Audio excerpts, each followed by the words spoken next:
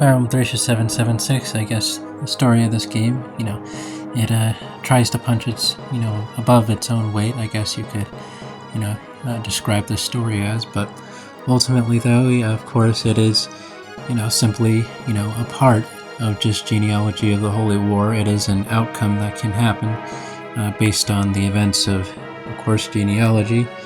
Of course, Thracia itself, it is a specific, canonical sort of timeline, way things sort of work out kind of, general deal. But ultimately, though, it is more, I guess, smaller scale, meant to highlight, I guess, the more common or a more, a less, a less exceptional side of Jugdrill's of storytelling, I guess you could call it.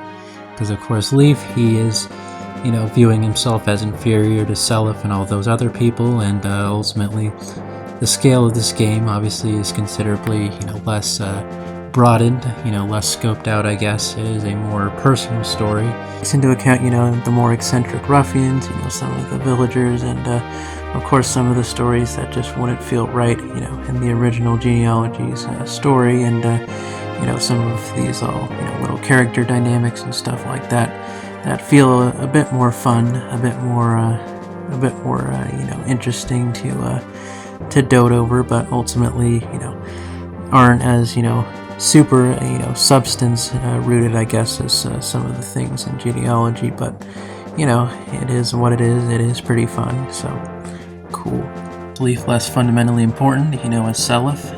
I don't know, but either way, I guess they're both put into somewhat similar circumstances, both being, of course, the sons of former lords, or sort of, to that effect, and they're both sort of being hunted by the Empire, both sought after in that respect, and they have a bunch of made people around them that, greatly help them, rise to prominence. And of course, Leif, the son of Quan of House Leonster, pretty big deal, of course, in the Manchester district, and I guess Leif has to come to grips with that whole ordeal in the Thracian Peninsula, and realizing the privilege that House Leonster did have prior to the whole Empire taking over everything and stuff, and obviously he has to come to grips with the Thracian conflict while trying to survive all the Empire's lackeys as well, and that does add a dynamic, I guess, to the story. But I beg your pardon, milady. Battle is dirty business, and if I have some grime or blood on my face.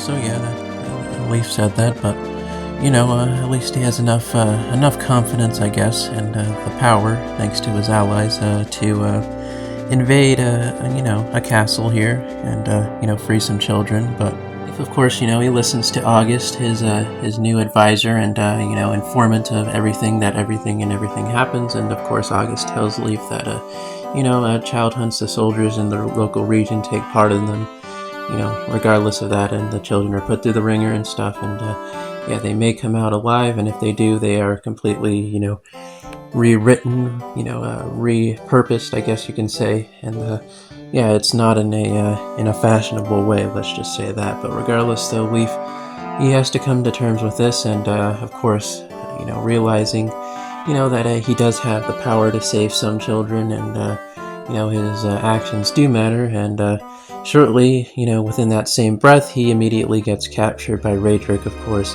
and taken away to prison, where Raedric can do who knows what with him.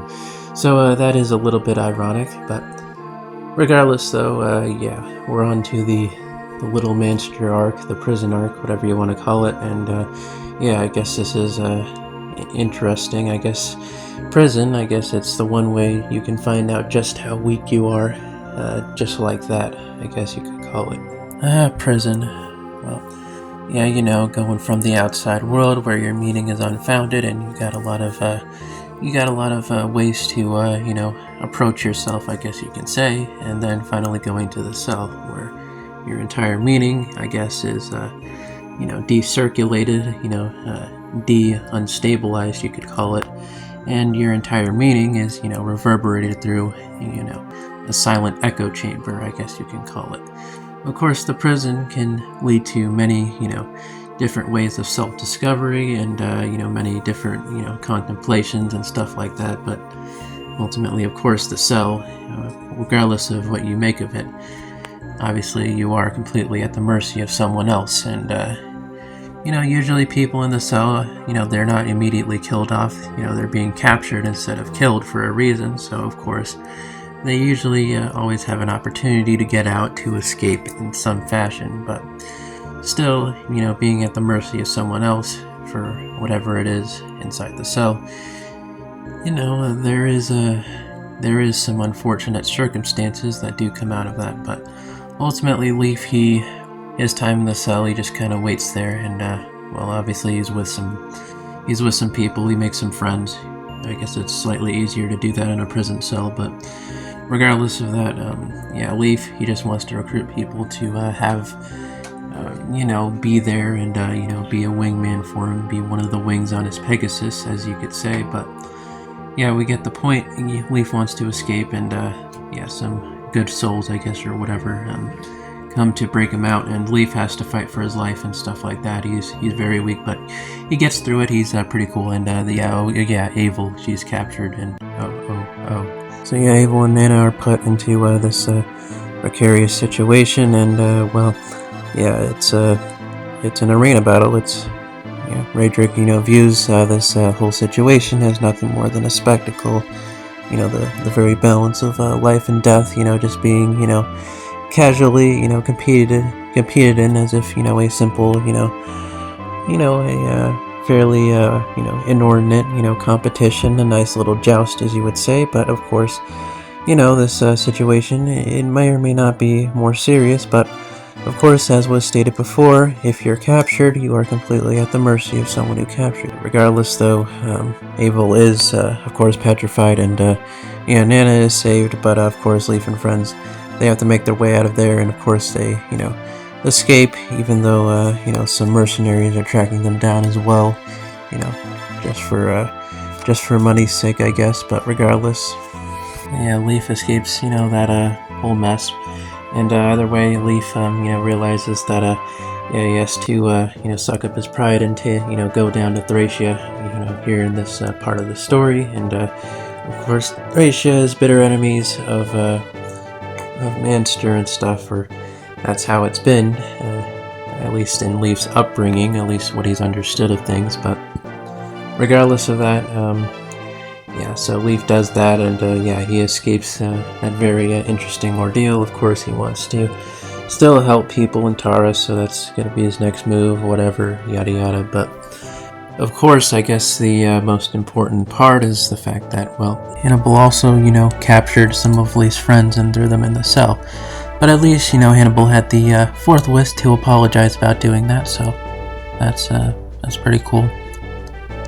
Either way, though, Leaf and friends, obviously, Leaf wants to go help Tara, and he recruits one of Hannibal's men, who just so happens to be of House Leonster, of course, and this guy named Carrion is very glad to serve under Leaf and House Leonster, simply because Leaf is of House Leonster. But either way, of course, with this very big responsibility being of House Leonster, Leaf, of course, has to do, as much as he is thrust upon him, so to speak. And of course, heading over to Tara, he realizes that there's more, bad stuff going on. Of course, coming in contact with Gomez and, those bandits that are trying to kill Dagdar. And Dagdar wants to be relatively, upstanding and, wants to help protect the villages. But Gomez, and his boys, they kind of have to raid the villages in order to stay alive and stuff, because again, the Thracian soil is very, very infertile, and there's nothing that they can really grow there. So Gomez goes for Dagdar's head, and there's a chance that he can take it, of course.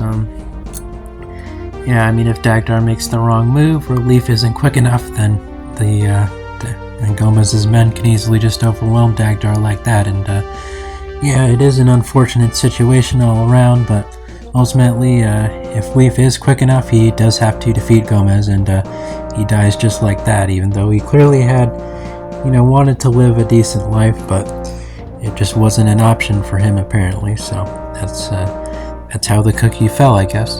But yeah, Manchester of course forbade, trade with Thracia, and in this game it says, well, they clarify that it was about a war 100 years ago that basically, brought about, this big blockade between the two nations essentially, and yeah, that's why so many Thracians starve and stuff, and why they have to resort to banditry and stuff like that. And Leif realizes that he never knew where his food came from, I guess you could say, and yeah, things have kind of been fed to him in some respects, and yeah, Leif has to, I guess, carry on with this information as he heads towards Tara. But of course, he does find some new friends in Duke Dryas, and yeah, Dryas, he is certainly, I guess, more of a traditional strategist as opposed to August, who is, very upfront in Leif's face, I guess you could call it. But Altena, Leif's unbeknown sister, she does call off, the Thracian troops who were attacking Hannibal's villa, and yeah, that's kind of cool. Of course, Leif, less has to deal with, the Thracian stuff, and more so specifically with Empire stuff, as well as the stupidity of Olwen, coming up soon. But yeah, either way though, of course, Leif and friends, they cross the bridges and stuff and the ballista, and yeah, everyone loves that, and this is a very fun, thing that, they are exercising, and working out against. But regardless, of course, Olwen has to, rough it back to Fort Dandrum, and there Kempf, of course, he knows what he's doing, at least in terms of his, his chain of command, so to speak. He knows what his rights are, so to speak, due to his position, and ultimately he does, say some things at Olwen, and ultimately puts her in a precarious situation. And yeah, since Kemp doesn't like what Olwen does, he decides to provoke her again, and because of that, he, justifiably decides to throw her in the cell. So that's very cool, and of course he is quite a willing ambassador of America. So luckily this is Patriot approved. But regardless of that, Leif and friends, they have to approach and do what they will with this fort. But of course they can get trapped by the by the American the snare trap, whatever you want to call it, the fleecer, whatever you want to refer to it as. And Leif learns to make friends with someone, immediately in front of him, in an enclosed room. Obviously, he could choose to fight Fred, but hopefully, Leif, realizing some relative, form of reason, chooses not to fight like two tigers in a cage, so to speak, and yeah, obviously joins forces, and was ultimately able to drive Kemp, further into his own region, and ultimately, yeah, Leif and friends, they are much stronger than the soldiers there, and Kemp doesn't, appear to have put any, particularly strong disciplining on any of them, and ultimately they all, scurry away like rats. But either way, though, of course, Leif has to do, the saving from the cells and stuff like that, and yeah, that's quite a big character improvement, I must say. He's really grown. Yeah, Leif handling, the breakout operation. Obviously, he breaks out Olwen, who was put in the same cell as children, and obviously the children know what's up, and Olwen knows absolutely nothing. And I guess it's better that she learns in some way than, rather than not, of course. And yeah, of course, Olwen decides to join Leif's army along with Fred, and yeah, I guess there are slightly better vibes, I guess, after this whole ordeal. But regardless, of course, they still have to head to Tara. That is their next course of action. But again, before getting to Tara, we have another interesting excursion. Of course, this involves, the Dandelion, which is led by, Pern, of course.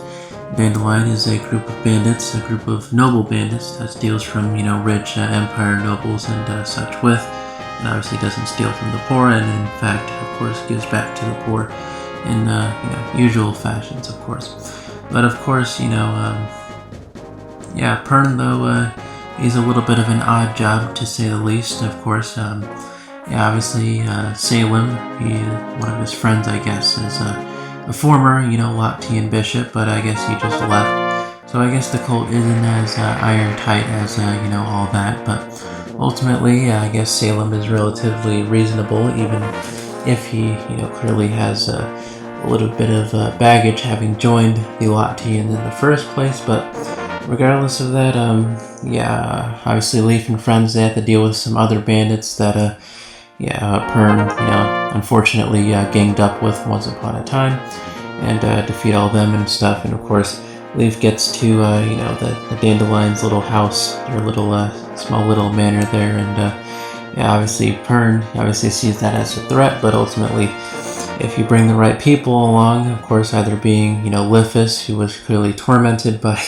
Pern as a young boy, mostly bullied, but, Pern, he has some level of reason, and he'll join if Lifus is there, or, of course, if Salem is there to talk to Pern, as well as Lara, who was saved by Pern, because apparently she was a slave as a dancer, once upon a time, but about a year ago. Of course, Pern being upstanding enough, saved her and stuff. But either way, of course, though, Pern, as you get deeper into his little house here, a little hideout, you realize that there's a little girl that Pern is held into captivity, and apparently he's using her as he's using her to help, steal stuff, and, in order to, force her to do these things, he's doing some awful stuff, like waving a big hairy caterpillar in front of her face. So, that is, this is quite the story arc, to say the least, but either way, though, Pern, it is a little bit questionable, some of his antics, but ultimately, he did still technically capture Tina, who was a very young girl, and, quote-unquote forced her to do stuff, of course, in a very, very sci-fi way, but regardless, there is still a little bit of a gray area with this whole thing, but either way, though, Leaf, of course, has a lot of gray areas to work out in the rest of this game. Either way, he continues on to Tara, and with that, Leaf is finally on his way to defend Tara for real this time. Of course, he does have to get around, a lot of Ballista at first, and that causes a fair bit of pause for contempt. With Dryas specifically, he's not sure about all this, but ultimately Leaf says they have to press forward, and so they do, and ultimately Leaf and friends, through a hard-fought battle, eventually meet up with Glade and, those people defending the outside gates of Tara, and they retreat inside the city for better defenses and stuff like that to, better prepare themselves for the oncoming siege. Of course,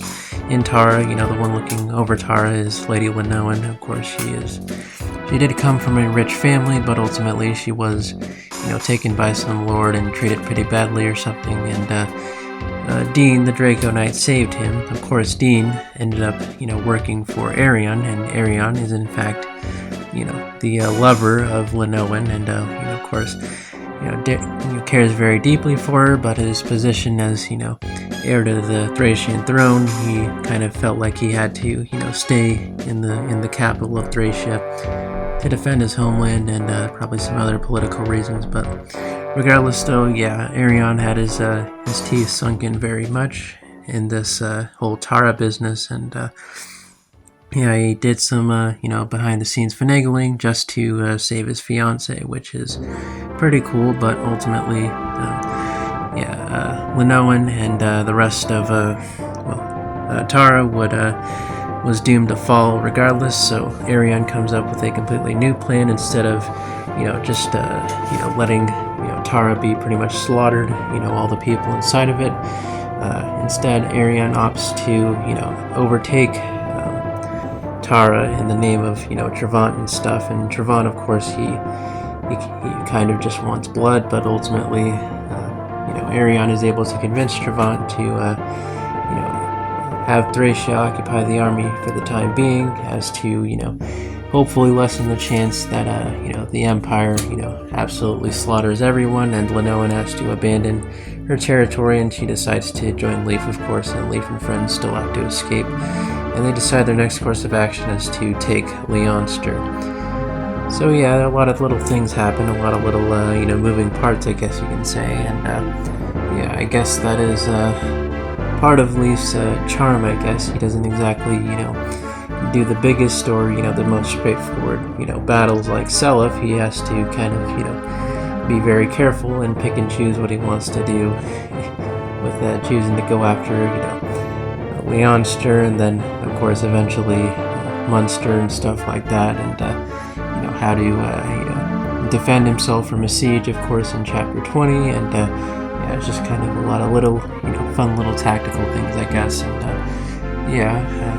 Leif and his advisors are pretty good at that, mainly August, but of course, in Chapter 19, of course, Duke Dryas, he passes away, trying to, lead his little battalion and take a fall, after, the raid goes, wrong on Ulster and stuff, of course.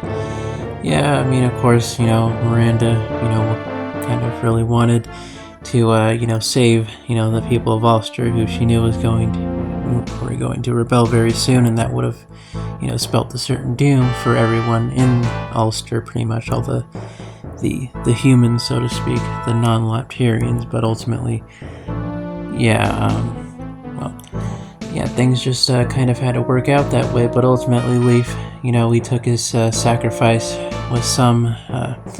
with a lot of obtrusion at first, but ultimately he saw the benefits of, what had happened, and ultimately he was able to establish a firm grip and defend Leonster with all his might, and he found a resolve of sorts as well. But ultimately, of course, Seliph, obviously from the genealogy cast and all them, they all come up and say that they're going to take Connaught Castle, while Leif and friends take Munster Castle, and of course Leif deals with Raedric, the twofold traitor, the guy who sold out his country twice and stuff, and the one who also put Leif in the cell in the first place. So yeah, Leif had a very, very strong personal vendetta against him, and it's good for Leif to get that off his back, I guess, and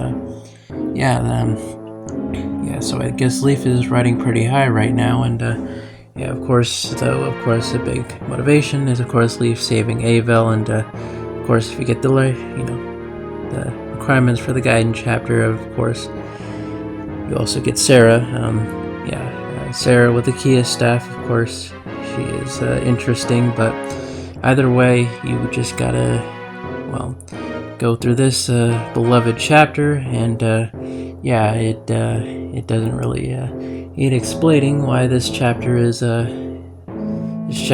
little bit unsettling for a lot of different reasons, and how disconcerting it is to have to go through all this simply just to save Avel, who has been stuck in limbo for over a year and stuff, and she just suddenly wakes up just like that, and just like, everything's normal, so to speak, she's right back in the fray after that, after going through that whole ordeal. But either way, though, of course, Leif, after this very, very interesting visage, I guess, finally gets the resolve to deal with Bird, the main villain of this game. And it's just kind of that's the end of the Thracia story. Very odd, very weird. Of course, there's some stuff, of course, with Misha, having to, fight with the Empire, who's clearly, putting in child hunts and, clearly oppressing the continent in many different ways, yet Misha is very, very set on getting gold and stuff like that for the people of Celeste. Of course, it is a very, cold place, but still, of course, and, obviously, Sarah, kind of being, herself, so to speak, she doesn't really listen to her Lapterian caretaker, so to speak. She is a completely, subservient, to her, her own whims, so to speak, and she just kind of lets her spirit roam free, and ultimately she finds her way with Leif, very, very intently, I guess you could say, and I guess her intentness ultimately sees her, able to rescue Avel and stuff like that, but also, just kind of, I guess, branch, some of the gaps between, supposedly the Lapterians, which she is obviously descended from, and the non-Lapterians who are going to take over the continent, after the war. But Yeah, that's really cool, but I guess I guess another big thing is the fact that, Leaf, he has to juggle a whole, bunch of politics, in regards to Thracia and, some of the people that, had to sacrifice their lives, both in Tara and Ulster as well. And, of course, Miranda getting mad at Leaf at first for, thinking that Leaf was, the reason her parents died, but ultimately her seeing general reason, and of course, Connemore having to, pretty much, look like he's working with the Empire, and, attack Leaf from behind in that one chapter and stuff, and, even though his heart's clearly not, set in that, right path, but either way, I guess, of course, he does what is supposed to be the right thing, and, yeah, that is that. Of course, yeah, we get a lot of politics, but of course, I guess that leads into the biggest thing that is very, very odd about this game is the ending, mainly in the fact that, of course, Leaf, in this timeline, he supposedly surpasses Seliph in terms of renown and fame, even if he's still, in this timeline, just the leader of the Thracian continent. But, of course, in this timeline, it takes 3 years for Leaf to unite the Thracian Peninsula, and that is notably interesting because, Trevant, he's notably very stubborn, and he wouldn't have, given in to Leaf for any of his demands. He would have wanted to take the entire continent for himself.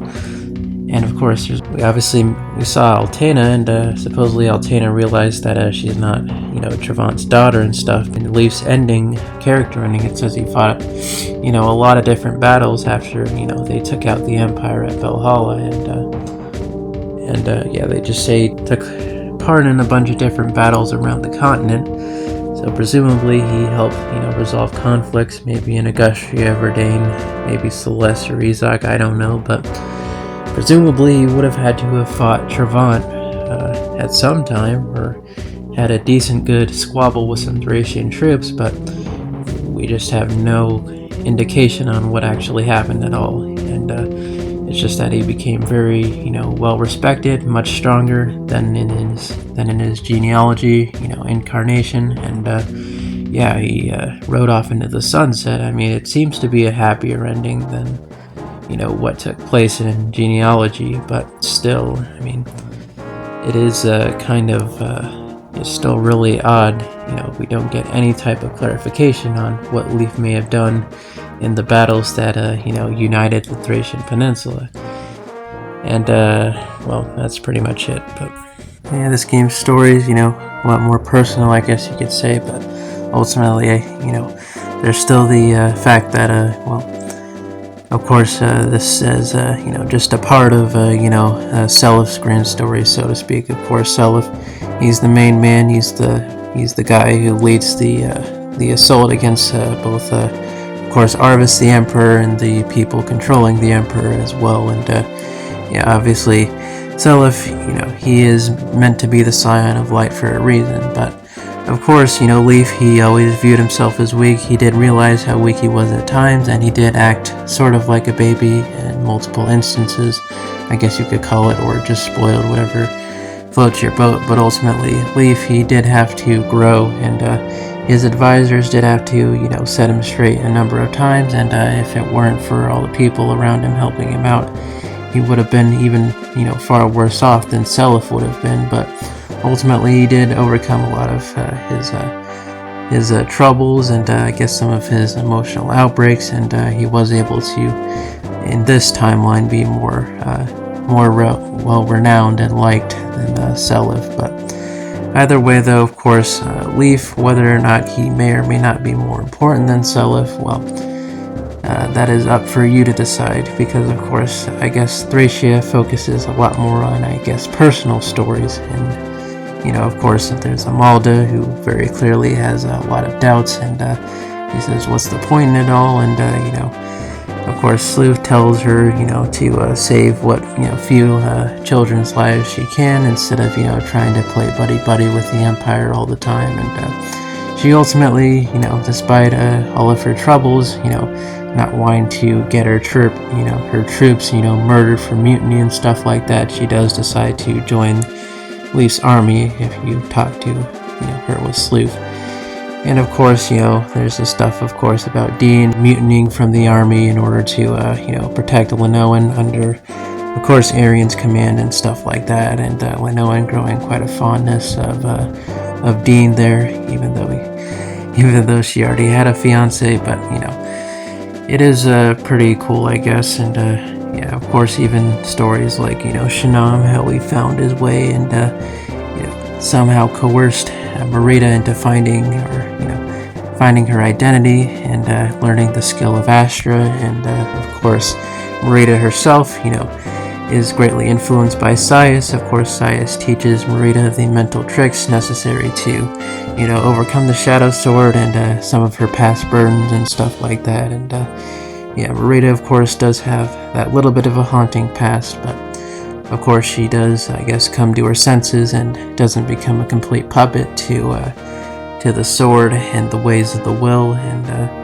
yeah, she obviously becomes quite nice, but also, of course, very interestingly, is Sias, who is, he acts as an enemy, and obviously very clearly knows a lot of stuff, but he's kind of just, I guess he's kind of manipulating things in the background. I don't know exactly, but he does, I guess, help Leaf out in the end, and he does seem pure enough, I guess, but his circumstances are incredibly odd, in similar condition to like Ishtar and Genealogy of the Holy War. But either way, besides, again, all those, weird characters and some of the quirky things of Thracia, again, it is mostly, more focused on personal, stories and little things like that than getting wrapped up in the big, the big overarching, the big bad, the vanilla, so to speak, that is Genealogy of the Holy War. But either way, though, of course, is this game actually good? It's alright.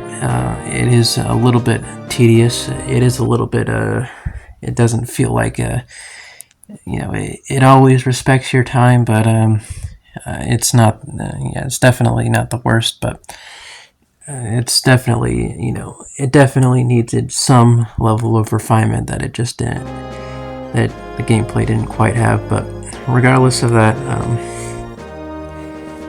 debating what should I do for the next video. But either way, though, whether or not Leaf is your favorite